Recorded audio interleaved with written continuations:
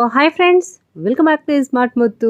ఈ రోజు మన రెసిపీ ఏంటంటే టిఫిన్ రెసిపీ పెసరట్టు అండి. సో పెసరట్టు అంటే చాలా మంది ఇష్టపడతారు కదా, మా ఇంట్లో వాళ్ళు కూడా చాలా ఇష్టపడతారండి. అలా నోట్లో పెట్టుకుంటే అలా కరిగిపోయేంత సాఫ్ట్ గా మృదువుగా మన పెసరట్టు ఎలా చేసుకోవాలో ఈ వీడియోలో మనం చూద్దామండి. సో వీడియో స్కిప్ చేయకుండా ఎండ్ వరకు చూడండి. వేడివేడిగా పెసరట్టు వేసుకొని అల్లం చట్నీ కానీ పల్లీల చట్నీతో కానీ తింటే ఉంటదండి, చాలా బాగుంటది.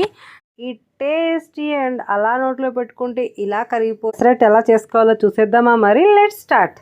ఈ రెసిపీ కోసం మీరు ఇలాగా పెసరపప్పు, గ్రీన్ పెసరపప్పు ఫుల్ గా ఉండేటివి తీసుకోవాలండి. ఇక్కడ నేను 2 కప్పులు తీసుకుంటున్నాను. ఈ పెసరపప్పుని మీరు నైటే నానబెట్టుకోవాలి, సో దట్ మనకి మార్నింగ్ కి చాలా పర్ఫెక్ట్ గా నానిపోతాయి అన్నమాట. ఇక్కడ వీడియో క్లిప్ లో చూపిస్తున్న విధంగా నేనైతే 2 కప్పులు అయితే తీసుకున్నానండి. సో మీరు నైట్ నానబెట్టుకోలేదు, ఒకవేళ టైం లేదు అనుకున్నప్పుడు ఒక 6 అవర్స్ అయినా ముందు నానబెట్టుకోండి, సో దట్ మనకి మెత్తగా నానిపోతాయి అన్నమాట. సో ఇలాగా ఈ పెసలుని మనం అయితే బాగా ఇలా 2 లేదా 3 సార్లు శుభ్రం చేసుకొని ఇలా నీళ్లు పోసేసి మూత పెట్టేయాలన్నమాట. సో మనం మార్నింగ్ మనం చూసారా డబ్బులు అయ్యాయి కదా ఇప్పుడు క్వాంటిటీ, బాగా మనకి ఉబ్బుతాయి అన్నమాట. ఇలా పట్టుకుంటే మనం ఇలా వీడియో క్లిప్ లో చూపిస్తున్న విధంగా 2గా మెత్తగా ఇలా ఉంటాయి అన్నమాట, సాఫ్ట్ గా. సో చూసారా ఎంత మెత్తగా మనకైతే నానిపోయాయో. సో పర్ఫెక్ట్ గా నానతాయి నైట్ నానబెడితే ఎక్స్పెషలీ. ఇలా నానబెట్టుకున్న పెసలుని మనం సో ఈ నీళ్ళన్నీ వంచేసి, నీళ్ళు ఏం లేకోకుండా ఓకేనా, ఇప్పుడు మనం గ్రైండ్ చేసుకోవాలి పేస్ట్ లాగా. ఒక మిక్సీ గిన్నె తీసుకొని మనం సో ఇక్కడ వేసేస్తున్నానండి నేను. ఇప్పుడు పెసలు మీకు మిక్సీలో ఒకసారి ఎంత పడతాయో అన్ని వేసుకోండి, ఓకేనా. సో నేనైతే ఒక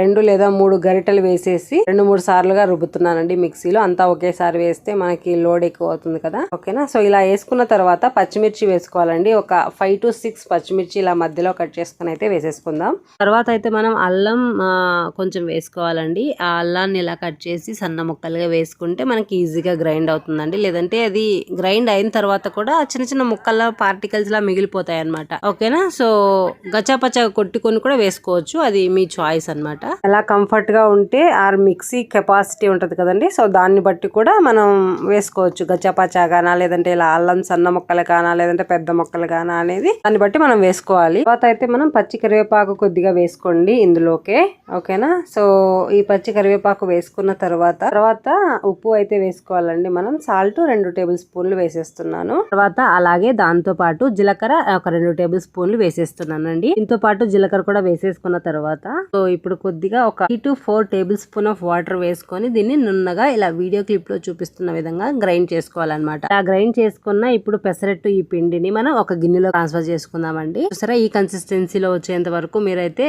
నున్నగానే రుబ్బుకోవాలన్నమాట. ఎంత నున్నగా రుబ్బుకుంటే అంత సాఫ్ట్ గా ఉంటదండి మన పెసరట్టు. ఇది ఒక చిన్న చిట్కా అన్నమాట.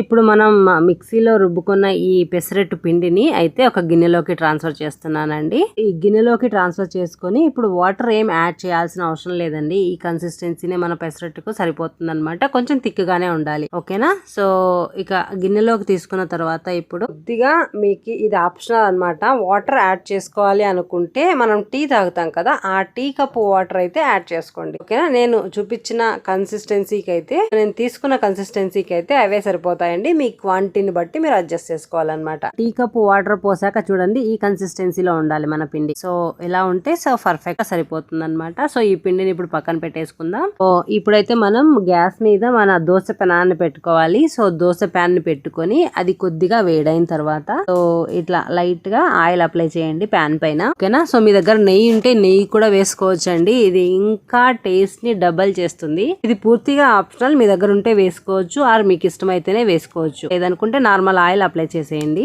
మన ప్యాన్ అనేది బాగా వేడైన తర్వాత సో ఇలాగా మన పెసరట్టును అయితే వేసుకోవాలండి. పెసరట్టు వేసుకున్న తర్వాత మనం దాన్ని ఇలా అనుకోవడం, షేప్ అనుకోవడం, ఎంత పలుచగా కావాలో అంత పలుచగా వేసుకోవడం అనేది ఇంపార్టెంట్ ఇక్కడ.